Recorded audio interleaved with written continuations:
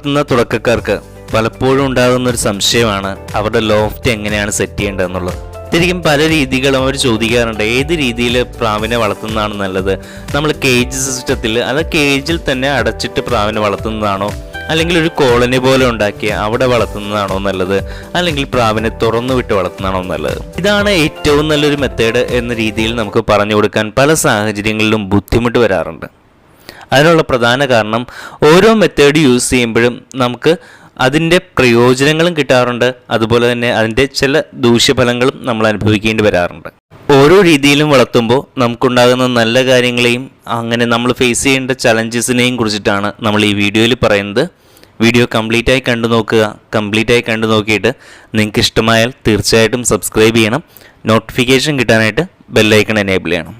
ഇനിയുള്ള video shoot ചെയ്തിട്ടുള്ളത് night ടൈമിലാണ്. അപ്പം നൈറ്റ് ടൈമിൽ ഷൂട്ട് ചെയ്യാനുള്ള പ്രധാന കാരണം ഒരു ചേഞ്ച് ആയിക്കോട്ടെ എന്ന് മാത്രം വിചാരിച്ചിട്ടാണ്, അല്ലാതെ വെയിലത്ത് ഷൂട്ട് ചെയ്യാനുള്ള ബുദ്ധിമുട്ടുകൾ ഒന്നും കൊണ്ടല്ല.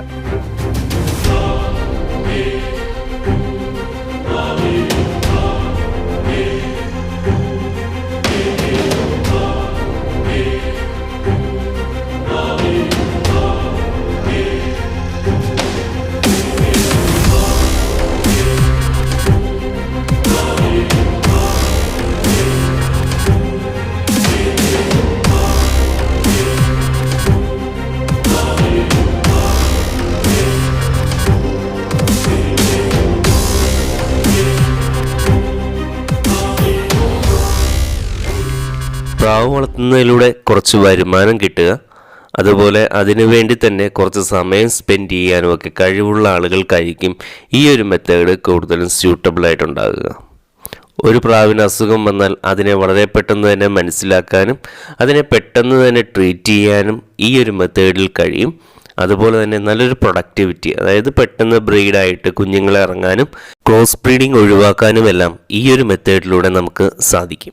ഒരു പ്രാവിന് അസുഖം വരികയും ആ അസുഖം മറ്റു പ്രാവുകളിലേക്ക് വളരെ പെട്ടെന്ന് സ്പ്രെഡാകുകയും ചെയ്യുന്നതിൻ്റെ പ്രധാന കാരണം കോമണായി കൊടുക്കുന്ന വെള്ളവും കോമണായി കൊടുക്കുന്ന ഫുഡുമാണ്.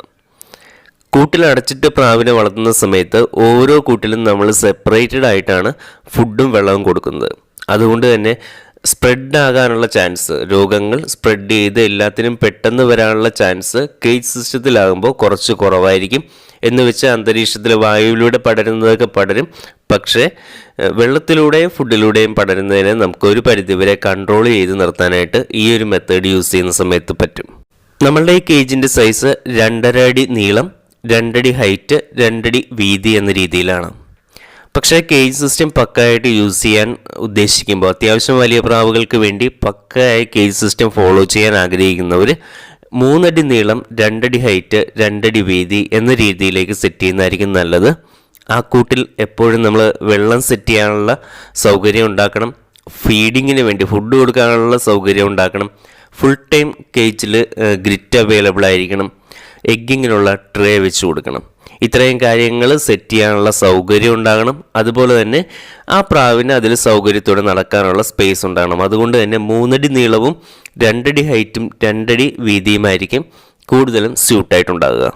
ഇങ്ങനെയുള്ള കുറേയധികം പോസിറ്റീവ് സൈഡുകൾ ഉണ്ടെങ്കിൽ പോലും നമ്മളുടെ ഒരുപാട് അധ്വാനം ആവശ്യമുള്ള ഒരു മെത്തേഡാണ് കേജ് സിസ്റ്റത്തിൽ പ്രാവിനെ വളർത്തുമ്പോൾ, അതായത് കൂട്ടിലടച്ചിട്ട് വളർത്തുമ്പോൾ.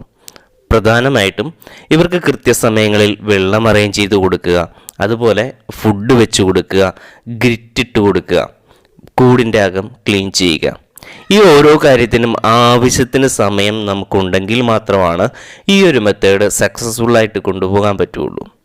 വെള്ളം കൊടുക്കുന്ന പാത്രം ദിവസവും കഴുകി വെക്കാനും, ഫുഡ് കൊടുക്കുന്ന പാത്രം ദിവസവും കഴുകി വെക്കാനും, അതുപോലെ തന്നെ ഇപ്പം നമ്മൾ എല്ലാ കേജിലും ഫുഡിൻ്റെ പാത്രം വെച്ചിട്ടില്ല. കാരണം ഒരു കൂട്ടിൽ വെച്ചിട്ട് ഒരു അരമണിക്കൂർ അവർ ഫീഡ് ചെയ്തതിന് ശേഷം മാത്രമാണ് അതൊന്ന് ക്ലീൻ ചെയ്തിട്ടാണ് അടുത്ത കൂട്ടിലേക്ക് ഫുഡ് എടുത്ത് വെച്ച് കൊടുക്കുക. അപ്പോൾ ഒരു അരമണിക്കൂർ മാത്രമേ ഈ കൂട്ടിൽ വെക്കുകയുള്ളൂ. അതിനുശേഷം കൂട്ടിൽ നിന്ന് ഫുഡ് എടുത്ത് മാറ്റേണ്ടതായിട്ട് വരും. വെള്ളം നമ്മൾ ഫുൾ ടൈം വെക്കുന്നുണ്ട്. അപ്പോൾ ആ സമയത്താണെങ്കിലും ഡെയിലി ഒരു 2 തവണ ഈ പാത്രം ജസ്റ്റ് കഴുകിയിട്ടാണ് പിന്നീട് വെള്ളം ഫില്ല് ചെയ്ത് വെക്കുന്നത്. ഇങ്ങനെയുള്ള കാര്യങ്ങളെല്ലാം കൊണ്ട് തന്നെ കേജ് സിസ്റ്റത്തിൽ പ്രാവിനെ വളർത്തുമ്പോൾ നമ്മുടെ അധ്വാനം വളരെ കൂടുതലായിരിക്കും. കൃത്യമായ സമയത്ത് ഇതിന് നമ്മൾ വൈറ്റമിൻസ് പ്രൊവൈഡ് ചെയ്യണം. ഗ്രിറ്റ് തീരുമ്പോഴൊക്കെ ഇട്ട് കൊടുക്കണം, അല്ലെങ്കിൽ ഡെയിലി ഇട്ട് കൊടുക്കണം. ഈ ഉള്ള കാര്യങ്ങളെല്ലാം കൊണ്ട് കേജ് സിസ്റ്റം ഒരുപാട് എഫോർട്ട് വേണ്ട ഒരു പണിയായിട്ട് വരും. നമുക്ക് ആവശ്യത്തിന് സമയമുണ്ടെങ്കിൽ മാത്രമേ ഇങ്ങനെ ചെയ്യാൻ പറ്റുള്ളൂ. കൂട്ടിലടച്ചിട്ട് നമ്മൾ പ്രാവിനെ വളർത്തുന്ന സമയത്ത് ആ കൂട് സെറ്റ് ചെയ്യുമ്പോൾ സൂര്യപ്രകാശം കിട്ടുന്ന രീതിയിലും എയർ കയറി ഇറങ്ങി പോകുന്ന രീതിയിലും കൂട് സെറ്റ് ചെയ്യണം. ഇനി സൂര്യപ്രകാശം ഡയറക്റ്റായിട്ട് കിട്ടുന്നില്ലാത്ത സാഹചര്യമാണെങ്കിൽ ആഴ്ചയിൽ ഒരു ദിവസമെങ്കിലും നമ്മൾ പ്രാവിനെ കൃത്യമായ രീതിയിൽ വെയിൽ കൊള്ളിക്കാനായിട്ട് ശ്രദ്ധിക്കണം. വൈറ്റമിൻ ഡിയുടെ ഡെഫിഷ്യൻസി പ്രാവിന് വരാതിരിക്കാൻ സൂര്യപ്രകാശം വളരെ അത്യാവശ്യമാണ്. അത്യാവശ്യം നല്ല രീതിയിൽ അധ്വാനിക്കാൻ തയ്യാറായിട്ടുള്ളവർ മാത്രം കേജ് സിസ്റ്റത്തിൽ പ്രാവിനെ വളർത്തുന്നതായിരിക്കും നല്ലത്. മറ്റ് സാഹചര്യങ്ങളിൽ മറ്റുള്ള ഓപ്ഷൻസ് നോക്കുക. നമുക്കിനി കോളനി സിസ്റ്റവും അതിൻ്റെ അഡ്വാൻറ്റേജസും അതിൻ്റെ ലിമിറ്റേഷൻസും നോക്കാം.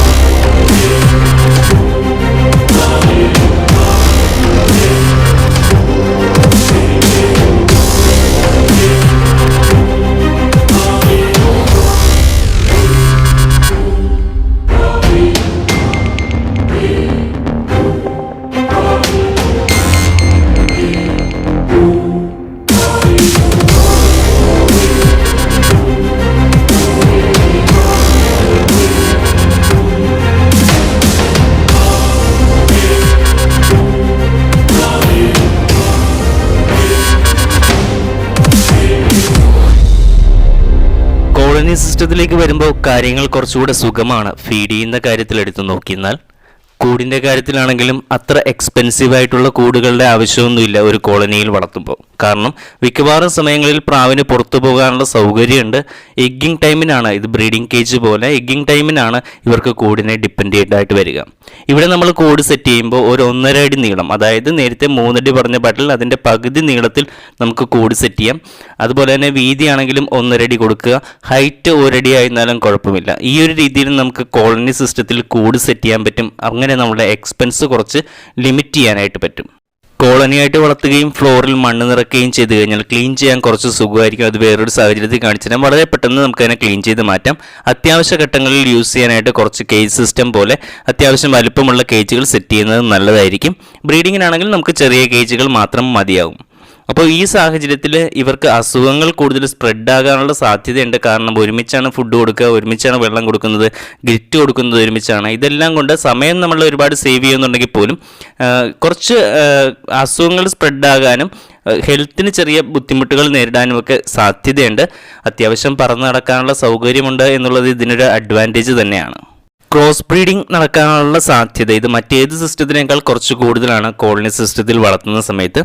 പ്രാവുകൾ നമ്മൾ പ്രതീക്ഷിക്കാത്ത സമയത്ത് പെയറാകാനും എഗ്ഗ് ചെയ്തിരിക്കുമ്പോൾ തന്നെ വേറൊരു പെയറുമായിട്ട് പെയറാകാനും ഒക്കെ സാധ്യതയുണ്ട്. ഇവിടെ നമുക്ക് വലിയ പ്രശ്നങ്ങൾ നേരിടാറില്ല. ഒന്ന് ശ്രദ്ധിച്ചാൽ ഇതിനെ നമുക്ക് അവോയ്ഡ് ചെയ്യാവുന്നതാണ്. ലാഹോർ അവിടെ എഗ്ഗ് ചെയ്ത് വെച്ചിട്ടുണ്ട്. ഇവിടെ നമ്മുടെ ഓസ്ട്രേലിയൻ്റെയും ബൊക്കാറോ മിക്സിൻ്റെയും കുട്ടികൾ വിരിഞ്ഞിരിക്കുന്നുണ്ട്. ഇതുപോലെ ബ്രീഡാകുന്നതിനൊന്നും നമുക്ക് കോളനി സിസ്റ്റത്തിൽ പ്രശ്നമില്ല. എന്നാൽ അത് കേജ് സിസ്റ്റത്തിൻ്റെ അത്രയും ഫാസ്റ്റായിട്ടായിരിക്കണം എന്നില്ല നടക്കുന്നത്. 2 ദിവസമെങ്കിലും ഇവരുടെ കൂടെ കാര്യമായി ടൈം സ്പെൻഡ് ചെയ്യാൻ കഴിവുള്ളവരാണെങ്കിൽ ഈ ഒരു മെത്തേഡ് വളരെ സൂട്ടബിൾ ആയിരിക്കും. പക്ഷേ 2 ദിവസങ്ങൾ സ്പെൻഡ് ചെയ്യുന്ന സമയത്ത് നമ്മൾ നേരത്തെ വീഡിയോയിൽ കാണിച്ചിട്ടുള്ളത് പോലെ കുറച്ചധികം സമയം നമ്മൾ ഇവരുമായിട്ട് സ്പെൻഡ് ചെയ്യേണ്ടതായിട്ട് വരും. ആ ദിവസങ്ങളിൽ ഇവർക്കുണ്ടാകാവുന്ന മാക്സിമം അസുഖങ്ങളെയും വളരെ പെട്ടെന്ന് നമ്മൾ മനസ്സിലാക്കിയെടുക്കണം. ഇത് ഇത്രയും പ്രാവുകളുള്ളത് കൊണ്ട് തന്നെ ഏത് പ്രാവിനാണ് അസുഖം എന്നുള്ളതും ശബ്ദ വ്യത്യാസമൊക്കെ ആണെങ്കിൽ പെട്ടെന്നായിട്ട് ഐഡൻറ്റിഫൈ ചെയ്യാൻ നമുക്ക് കേസ് സിസ്റ്റത്തിൽ നടക്കുന്ന അത്രയും പ്രാക്ടിക്കൽ അല്ല. അതുകൊണ്ട് തന്നെ ഇവരെ ഏറ്റവും അടുത്ത് വരുത്തി ഫീഡ് ചെയ്യുന്ന സമയത്ത് കൃത്യമായിട്ട് ഇവരുടെ അസുഖങ്ങളും കാര്യങ്ങളും നമ്മൾ മനസ്സിലാക്കണം. കൃത്യമായ ട്രീറ്റ്മെൻറ്റുകളും നമ്മൾ ഇവർക്ക് കൊടുക്കേണ്ടതായിട്ട് വരും. കോളനി സിസ്റ്റത്തിൽ നമ്മൾ പ്രാവിനെ വളർത്തുമ്പോൾ ആ പ്രാവുകൾക്ക് നമ്മളോട് കൂടുതലൊരു അറ്റാച്ച്മെൻറ്റ് ഉണ്ടാകാൻ സാധ്യതയുണ്ട്. നമ്മൾ ഫീഡ് ചെയ്യുന്ന സമയത്ത് നമ്മളുടെ അടുത്ത് നിന്ന് ആദ്യം തന്നെ ഫീഡ് എടുക്കുക, നമ്മളുടെ അടുത്തേക്ക് പെട്ടെന്ന് വരിക, ഈ ഒരു സാഹചര്യങ്ങൾക്കൊക്കെ ഏറ്റവും കൂടുതൽ സാധ്യത ഒരുക്കുന്നത് കേജ് സിസ്റ്റത്തിനേക്കാൾ കൂടുതൽ നമ്മൾ കോളനി സിസ്റ്റത്തിൽ വളർത്തുമ്പോഴാണ്. ഓപ്പണായിട്ട് വളർത്തുന്ന സമയത്തും ഇത് തന്നെ നമ്മളുടെ അടുത്തേക്ക് കൂടുതൽ വരാനുള്ള സാധ്യതയുണ്ട്. അത് നമുക്ക് ഇനി കണ്ടു നോക്കാം. തുറന്നുവിട്ട് പ്രാവിനെ വളർത്തുന്ന സമയത്ത് നമുക്ക് കുറേയധികം ആശ്വാസമുണ്ട്. ഒട്ടും നമുക്ക് സമയമില്ല. ഇവരെ ഫ്രീ ആയിട്ട് വിട്ട് കഴിഞ്ഞാൽ ഇവർ കൃത്യമായിട്ട് ഏതെങ്കിലും ഒരു സാഹചര്യത്തിൽ ഫുഡ് ഇട്ട് കൊടുത്താൽ മതി. വെള്ളത്തിൻ്റെ കാര്യമാണെങ്കിലും ഇവരെവിടെ നിന്നെങ്കിലുമൊക്കെ കണ്ടുപിടിച്ച് കുടിച്ചോളും. എന്നാലും വെള്ളവും ഫുഡും കുറച്ച് സമയത്ത് എപ്പോഴാണോ ഫ്രീ ആക്കുക ചുമ്മാ ഇട്ട് കൊടുത്താൽ മതി, അവർ പെട്ടെന്ന് കഴിച്ചോളും. അതിൽ നമുക്ക് പ്രത്യേകിച്ച് എഫേർട്ട് വളരെ കുറഞ്ഞൊരു പരിപാടിയാണ്. അതുപോലെ തന്നെ ഗ്രിറ്റിൻ്റെ കാര്യത്തിലാണെങ്കിലും ഒരു കമ്പൽസറി ആയിട്ട് നമ്മൾ ഇവർക്ക് ഗ്രിറ്റ് കൊടുക്കണമെന്ന് പറയുന്നില്ല. പക്ഷേ ഈ പുറത്തിട്ട് വളർത്തുന്ന പ്രാവുകൾക്കാണെങ്കിലും ഗ്രിറ്റ് കൊടുക്കുന്നത് നല്ലതായിരിക്കും. ഇപ്പോൾ നമ്മൾ ഈ പ്രാവുകൾ എഗ് ചെയ്തിരിക്കുന്നവരാണ്, പക്ഷേ ഒരു എഗ് ചെയ്തിട്ടുള്ളൂ. നമ്മൾ ഇവരെ പുറത്തു വിട്ടായിരുന്നു വളർത്തിയിരുന്നത്. അപ്പോൾ ആ കാര്യങ്ങളൊക്കെ നോക്കുക. ഗ്രിറ്റ് കൊടുക്കുന്നത് നല്ലതായിരിക്കും. കൊടുത്തില്ല എന്ന് വെച്ച് പ്രത്യേകിച്ച് പ്രശ്നങ്ങൾ അത്ര കോംപ്ലിക്കേറ്റഡ് ആയിട്ടുള്ള രീതിയിൽ സാധാരണ മറ്റ് സിസ്റ്റത്തിൽ വരുന്ന പോലെ ഈ ഒരു ഓപ്പണായിട്ട് വളർത്തുന്ന സമയത്ത് വരാറില്ല. പിന്നെ നമ്മൾ ഫേസ് ചെയ്യുന്ന ബുദ്ധിമുട്ട് പുറത്തു നിന്ന് കാക്കയും പരുന്തും അങ്ങനത്തെ സാധനങ്ങളുടെ ഒരു ആക്രമണമാണ്. എഗ്ഗ് ചെയ്തിരിക്കുന്ന സമയത്ത് കൂട്ടിൽ കയറി കുഞ്ഞുങ്ങളെ എടുത്തുകൊണ്ട് പോവുക, എഗ്ഗ് കൊത്തി പൊട്ടിച്ച് കളയുക, ഇങ്ങനത്തെയൊക്കെ പ്രശ്നങ്ങൾ ഓപ്പണായിട്ട് വളർത്തുന്ന സമയത്ത് വരും. ഒരു ഹോബി ആയിട്ട് മാത്രം ഇതിനെ ഉദ്ദേശിച്ച് വളർത്തുന്നവർക്കായിരിക്കും ഈ ഒരു മെത്തേഡ് കുറച്ചുകൂടെ സ്യൂട്ടബിൾ ആകുന്നത്. പിന്നെ പറപ്പിക്കുന്ന കാര്യങ്ങൾക്കൊക്കെ തുറന്നുവിട്ട് വളർത്തുന്നത് തന്നെയാണ് ഏറ്റവും അനുയോജ്യമായിട്ട് വരിക.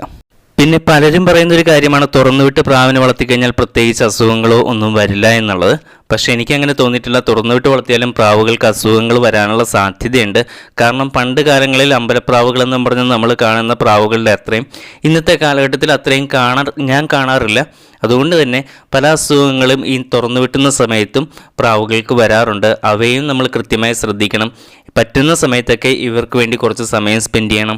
ഇവർക്ക് എന്തെങ്കിലും അസുഖം ഉണ്ടോ എന്ന് നോക്കിയാൽ അവരെ പിടിച്ച് നോക്കിയിട്ട് അവരെ ട്രീറ്റ് ചെയ്യണം. തുറന്നുവിട്ട് വളർത്തുന്ന സമയത്ത് ഒരു ഫേസ് ചെയ്യുന്ന ബുദ്ധിമുട്ട് ട്രീറ്റ്മെൻറ്റ് കുറച്ച് ഡിഫിക്കൽട്ടായിരിക്കും. അസുഖമുണ്ടെന്ന് കണ്ടുപിടിക്കാൻ ബുദ്ധിമുട്ടായിരിക്കും. അസുഖമുണ്ടെന്ന് കണ്ടുപിടിച്ചാൽ തന്നെ ഇവരെ കൃത്യമായിട്ട് പിടിച്ച് ട്രീറ്റ് ചെയ്യാനും ബുദ്ധിമുട്ടായിരിക്കും. നമ്മളോട് കുറച്ചുകൂടെ അറ്റാച്ച്ഡ് ആയിട്ടുള്ള പ്രാവുകളാണെങ്കിൽ ചിലപ്പോൾ നമുക്ക് വളരെ പെട്ടെന്ന് പിടിച്ച് ട്രീറ്റ് ചെയ്യാനായിട്ട് പറ്റും. പക്ഷെ അല്ലാത്ത സാഹചര്യത്തിൽ ഇവരെ കൃത്യമായിട്ട് കൂട്ടിൽ കയറുന്ന സമയത്ത് മാത്രമേ പിടിക്കാൻ പറ്റുള്ളൂ. ആ സാഹചര്യത്തിൽ ഇതുപോലത്തെ കേജുകൾ മതിയാകും. കേജ് ആണെങ്കിലും വളരെ ചെറിയ രീതിയിലുള്ള കേജും സെറ്റപ്പുകളും മതിയാകും.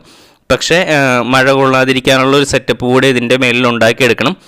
അല്ലാത്ത സാഹചര്യത്തിൽ മഴ കൊണ്ട് ഈ കേജ് ഡാമേജ് ആകും. എഗ് ചെയ്തിരിക്കുന്ന സമയത്ത് കാറ്റടി കൊള്ളാനുള്ള സാധ്യതയുണ്ട്. പിന്നെ കാക്ക വന്ന് മുട്ട കൊത്തി പൊട്ടിക്കുന്നതും പാമ്പ് കയറാനുള്ള സാധ്യതകളുമൊക്കെ നോക്കണം. എന്നെ സംബന്ധിച്ച് ഇവിടെ പാമ്പിൻ്റെ പ്രശ്നമില്ല, പക്ഷേ കാക്കയുടെ ശല്യം ഉണ്ടാകും. അതുപോലെ പരുന്ത് പോലത്തെ സാധനങ്ങളെയും നമ്മൾ ശ്രദ്ധിക്കേണ്ടതായിട്ട് വരും. പ്രാവുകളുടെ സേഫ്റ്റിയാണ് നമ്മൾ ഈ ഒരു രീതിയിൽ അഴിച്ചുവിട്ട് വളർത്തുന്ന സമയത്ത് ഫേസ് ചെയ്യുന്ന പ്രധാന ബുദ്ധിമുട്ട്. പിന്നെ എല്ലാ പ്രാവുകളെയും നമുക്ക് ഇതുപോലെ അഴിച്ചുവിട്ട് വളർത്താൻ പറ്റത്തില്ല. നല്ല രീതിയിൽ പറക്കാൻ കഴിവുള്ള പ്രാവുകളെ ആയിരിക്കും ഇങ്ങനെ അഴിച്ചുവിട്ട് വളർത്താൻ പറ്റുന്നത്. ഏതൊക്കെ പ്രാവുകളെയാണ് നമുക്ക് തുറന്നുവിട്ട് വളർത്താൻ പറ്റുന്നതിനെ കുറിച്ചിട്ടൊക്കെ വീഡിയോ നമ്മൾ നേരത്തെ ചെയ്തിട്ടുള്ളതാണ്. ലിങ്ക് ഡിസ്ക്രിപ്ഷനിൽ ഇട്ടിട്ടുണ്ടാകും. നോക്കിയിട്ട് നിങ്ങൾക്ക് ആവശ്യമുണ്ടെന്നുണ്ടെങ്കിൽ കാണുക. എല്ലാ പ്രാവുകളെയും ഇതുപോലെ തുറന്നുവിട്ട് വളർത്തരുത്. ഇപ്പോൾ ഫാൻറ്റെയിൽസിനെ പോലും പലരും തുറന്നുവിട്ട് വളർത്താറുണ്ട്. പക്ഷേ അപ്പോൾ അവരുടെ സേഫ്റ്റിയുടെ കാര്യത്തിൽ പ്രത്യേകം ഒരു കെയർ നൽകണം. പൂച്ച പിടിക്കാനും അതുപോലെ മറ്റ് ജീവികളിൽ നിന്നുള്ള ആക്രമണങ്ങളൊക്കെ ഇവ കിട്ടാൻ സാധ്യതയുണ്ട്. അതൊന്ന് ശ്രദ്ധിച്ചിട്ട് വേണം പ്രാവിനെ ഓപ്പണായിട്ട് തുറന്നുവിട്ട് വളർത്താൻ. ഇത്രയും ചൂടുള്ള സാഹചര്യത്തിലൊക്കെ പ്രാവിനെ തുറന്നുവിട്ട് വളർത്തുമ്പോഴാണെങ്കിലും അവർ കുടിക്കുന്ന വെള്ളത്തെ നമ്മൾ പ്രത്യേകം ഒന്ന് ശ്രദ്ധിച്ചേക്കുക. ഇവർ ആദ്യത്തെ സ്റ്റേജിൽ കുളത്തിപ്പോയി വെള്ളം കുടിക്കാൻ നോക്കിയിരുന്നു. താറാവൊക്കെ ആയിട്ട് ആ വെള്ളം മോശമായിരിക്കുന്ന സാഹചര്യമാണ്. ഇപ്പോൾ ഇവർ കിണറ്റിൻകരയിൽ നമ്മൾ വെള്ളം കോരി വെച്ച് കഴിഞ്ഞാൽ അവിടെ വന്നിട്ട് വെള്ളം കുടിക്കാറുണ്ട്. അതുകൊണ്ട് തന്നെ വെള്ളത്തിൻ്റെ കാര്യത്തിൽ ഇപ്പോൾ നമ്മൾ പ്രത്യേകം ഇവർക്ക് അഡീഷണലി വെള്ളം എടുത്ത് വെക്കേണ്ട സാഹചര്യം വരാറില്ല. ഈ 3 മെത്തേഡും നമ്മളിവിടെ യൂസ് ചെയ്യുന്നുണ്ട്. അപ്പോൾ ഏത് മെത്തേഡാണ് നല്ലതെന്ന് ചോദിച്ചെന്നാൽ ഓരോരുത്തരെയും ഡിപ്പെൻഡ് ചെയ്തിട്ടായിരിക്കും ഓരോ മെത്തേഡ് ഇരിക്കുക. നമ്മൾ ഓരോ സാഹചര്യത്തിലും മാറ്റം വരുത്താറുണ്ട്. ഇപ്പോൾ നല്ല ചൂടുള്ള സാഹചര്യത്തിൽ ഇപ്പോൾ ഈ വീഡിയോയ്ക്ക് വേണ്ടി മാത്രമാണ് ഇവരെ കൂടുതലെടുത്തിട്ടിരിക്കുന്നത്. അല്ലാത്ത സാഹചര്യത്തിൽ മിക്കവാറും തന്നെ തുറന്നു വിട്ടിരിക്കുകയായിരിക്കും. അപ്പോഴും ഇതിന് ഏകദേശം ഒരു കോളനിയുടെ പ്രതീതി തന്നെയായിരിക്കും ഈ ഒരു സിസ്റ്റത്തിൽ വരിക. അത്യാവശ്യം കുളിക്കാനുള്ള സൗകര്യവും അവിടെ കുറച്ച് വെള്ളമെടുത്ത് വെച്ച് കഴിഞ്ഞാൽ അവർക്ക് സുഖമായിട്ട് കുളിക്കാനുള്ള സെറ്റപ്പും കാര്യങ്ങളൊക്കെ ഉണ്ടാകും. അപ്പോൾ അതുകൊണ്ട് തന്നെ ഓരോ സാഹചര്യത്തിനനുസരിച്ചിട്ടായിരിക്കും നമ്മളിവിടെ ചേഞ്ചസ് വരുത്തുക. മഴക്കാലമാണ് അല്ലെങ്കിൽ ഇപ്പോൾ പെട്ടെന്ന് അസുഖങ്ങൾ സ്പ്രെഡ് ചെയ്യുന്നൊരു സമയമാണെങ്കിൽ കൂടുതലും കേജ് സിസ്റ്റത്തിലായിരിക്കും ഫോക്കസ് ചെയ്യുക. മാക്സിമം പ്രാവുകളെ കേജ് സിസ്റ്റത്തിലിട്ട് വളർത്തും. ആ സാഹചര്യത്തിൽ അസുഖങ്ങൾ സ്പ്രെഡ് ആകില്ല എന്നതാണ് ആ ഒരു സമയത്തെ നമ്മളുടെ ചിന്ത. അതുപോലെ തന്നെ ഇത്രയും ചൂടുള്ള സാഹചര്യത്തിലൊക്കെ മാക്സിമം പ്രാവുകളെ തുറന്നു വിടുക. ഇത്രത്തോളം പ്രാവുകളെ തുറന്നുവിട്ട് വളർത്താൻ പറ്റുമോ അത്രത്തോളം പ്രാവുകളെ തുറന്നുവിട്ട് വളർത്തുക എന്നുള്ളതാണ് നമ്മൾ ചെയ്തു വരാറുള്ളത്. ഈ ഓരോ രീതിയിലും നമ്മൾ പ്രാവിനെ വളർത്തുന്ന സമയത്ത് നമുക്ക് കിട്ടുന്ന ഫീലിങ്സ് ഡിഫറൻ്റ് ആയിരിക്കും. നമുക്ക് കിട്ടുന്ന സന്തോഷം ഡിഫറൻ്റ് ആയിരിക്കും. ഇവർക്ക് വേണ്ടി നമുക്ക് എന്തുമാത്രം സമയം സ്പെൻഡ് ചെയ്യാൻ പറ്റും എന്നുള്ള കാര്യങ്ങളെല്ലാം കൺസിഡർ ചെയ്തിട്ട് വേണം ഒരു കൂട് നമ്മൾ സെറ്റ് ചെയ്യാൻ. സാധാരണഗതിയിൽ വിദേശ രാജ്യങ്ങളിൽ വർക്ക് ചെയ്യുന്ന ആളുകൾ നാട്ടിലേക്ക് ഒരു കൂടിനെ സെറ്റ് ചെയ്യും, അത്യാവശ്യം നല്ല രീതിയിലുള്ള ഒരു കൂട് സെറ്റ് ചെയ്യും, എന്നിട്ട് ആ കൂടിലിട്ട് വളർത്താമെന്നുള്ളത് തീരുമാനിക്കും. അപ്പോൾ ഒരു കാര്യം പ്രത്യേകം ശ്രദ്ധിക്കുക, നമുക്ക് അതിനു വേണ്ടി സ്പെൻഡ് ചെയ്യാൻ പറ്റുന്ന സമയം ആ കേജ് സിസ്റ്റത്തിൽ വളർത്തുന്ന സമയത്ത് ഇമ്പോർട്ടൻ്റ് ആണ്. അപ്പോൾ അത്രയും സമയം സ്പെൻഡ് ചെയ്യാവുന്ന ആളുകളാണ് നമ്മുടെ അടുത്തുള്ളത് ആ പ്രാവിനെ നോക്കുന്നത് എന്നുള്ള കാര്യം എൻഷുർ ചെയ്തിട്ട് വേണം ഇങ്ങനത്തെ കൂട് സെറ്റ് ചെയ്യാനായിട്ട്. ഇപ്പോൾ മിക്കവാറും സാഹചര്യത്തിൽ വാട്സപ്പിൽ വരുന്ന മെസ്സേജുകൾക്ക് പലതും നമുക്ക് റിപ്ലൈ ചെയ്യാനായിട്ട് കുറച്ച് ബുദ്ധിമുട്ട് വരാറുണ്ട്. നല്ല തിരക്കുള്ള സമയമാണ്, അതുകൊണ്ടാണ് റിപ്ലൈ ചെയ്യാനായിട്ട് ഡിലേ ആകുന്നത്. അതുമാത്രമല്ല, ഇപ്പോൾ നമുക്ക് വരുന്ന മെസ്സേജുകളുടെ എണ്ണം ഓരോ ദിവസവും കൂടുമ്പോൾ കൂടി വരികയാണ്. അതുകൊണ്ട് തന്നെ ആദ്യം മെസ്സേജ് അയക്കുന്ന ഒരു വ്യക്തിക്ക് നമ്മളപ്പോൾ റിപ്ലൈ ചെയ്തിട്ടില്ല എന്നുണ്ടെങ്കിൽ പിന്നെ അയാളുടെ മെസ്സേജ് ഏറ്റവും അവസാനത്തേക്ക് പോകും, പുതിയ ആളുകളുടെ മെസ്സേജ് അതിൻ്റെ മുമ്പിൽ വരും.